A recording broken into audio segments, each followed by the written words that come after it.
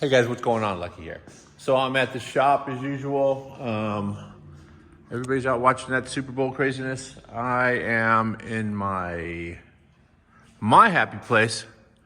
I racked my truck because I've been having some driving issues. It feels a little sloppy when I drive.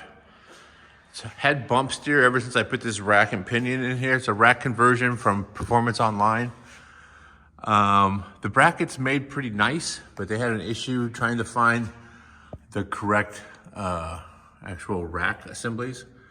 There was a shortage of them, took forever to find one. Then they found this knockoff of one that is all steel, not aluminum. So it's not like a rebuilt one, it was a new steel one. And since I put this thing in, the bump steer has just been off the chart, just, borderline unsafe to drive. I've done a lot of adjusting and messing around and moving stuff around and shortening stuff, and I've got it a little bit more drivable, but still, I wouldn't go this route again unless, it's, the bracket, like I said, is real nice. Puts everything where it needs to be. The ride height's correct. So that's all cool, but I think that rack is just not great. So I'm gonna do some research, probably keep the bracket and then put an actual good rack inside there. So that was a bit of a hassle.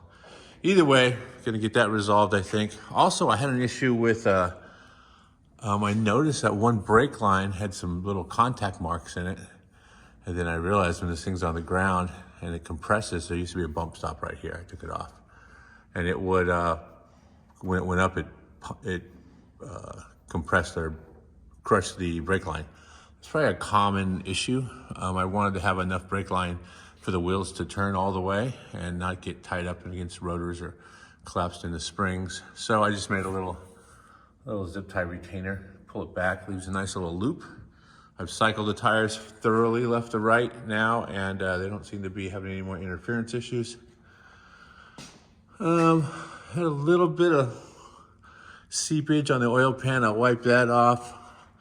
I need to get a dust cover for this transmission, cover the torque converter. It's actually just a dust cover, in case you guys are not aware. Prevents dirt and sand and stuff from getting inside there and damaging the where the seal goes on the torque converter. So it's good. No exhaust leaks. Oh, there's a rattle, found it. Yeah, so I've been listening to a little bit of a rattle in here. This is the HPI frame reinforcement. I've been chasing rattles basically ever since I put this thing in. I thought it made the frame a lot more rigid, and that's what it was, but it ended up that the top portion of it, you can kind of see right there where it used to interfere. So the top portion of it, the top of the cage basically, used to hit the bottom of the cab. So it was made just a little bit tall. I ended up just cutting that section out. It's still, tubular, triangular. It's still the hookup, but that one little spot was rubbing on the bottom of the cab. And it looks like maybe the exhaust has relaxed a little bit. And oh yeah, I can see right there, one exhaust has rotated. That's a common issue on the clamps.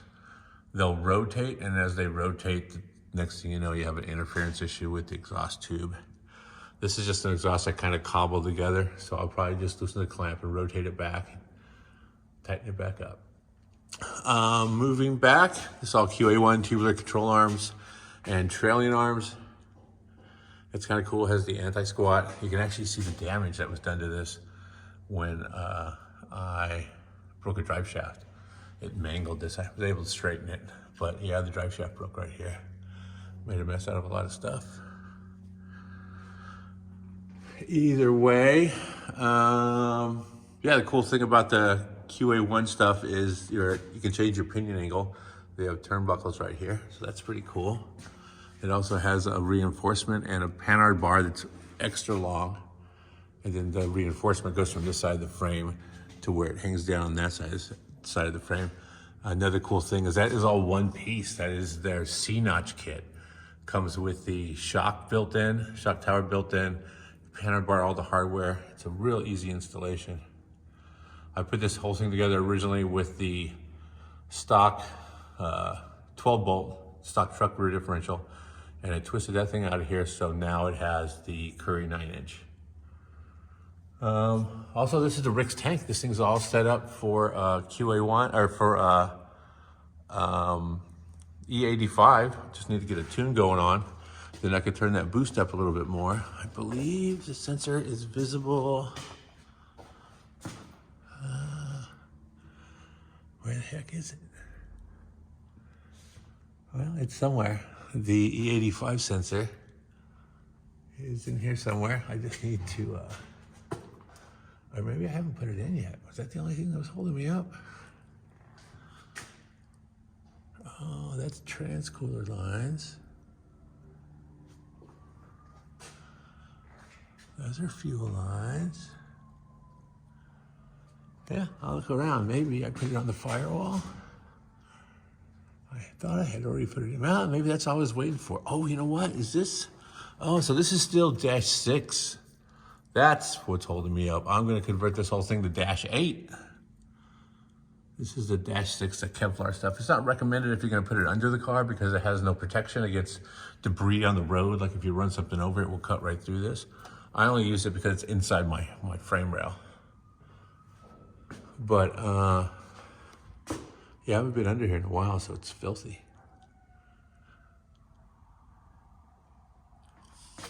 Oh, what is all this debris back here? That's crazy. Where'd that come from? Huh.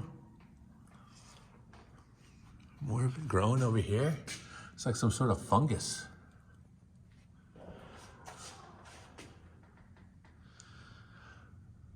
But, man, the bumpers still look nice.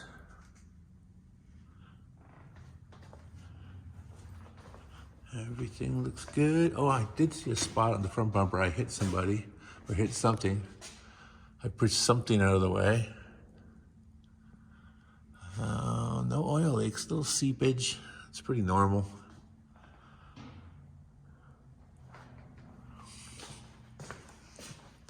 Yeah, I smacked something right there. Some patina. But either way, so that's what I'm gonna be doing here pretty soon. I'm gonna take this over to my buddy's alignment shop since he has all the tools and everything and set it up, verify that the rack is centered. If the rack is centered, verify bump steer and all that stuff. I'll do a video on that when I get to it. Transcooler's holding up well. Thought that would be an issue with it hanging down in the front, but if you're driving, enough air gets underneath that, keeps it cool. And this is the Earls transcooler. Has 2 fans on the back of it that go on and off with the cooling fan. If you're curious as to the part number, flip that upside down and you will know.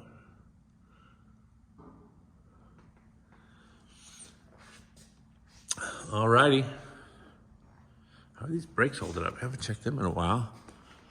This is the Baer 6 pistons, and I'm running, it's, I think it's a cold stopper tan formula. Oh no, you know what? I'm running hawk pads on this one. I had some issues before. It was just a little too, I think, aggressive for the street. So hawk pad makes a nice formula for the street, nice compound. So that's what's on it now. And I know that because I was digging through a cabinet the other day and I found these pads here. Second set for the C10, front and rear.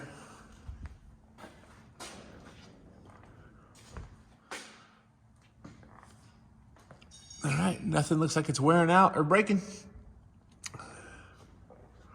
All right, guys. Thanks for taking the time to watch the video. Happy Super Bowl Sunday, and don't forget to subscribe, share, and leave a comment if you do anything, build anything like this. Post it on social media and tag me, Mobile Tech Lucky. See you guys later.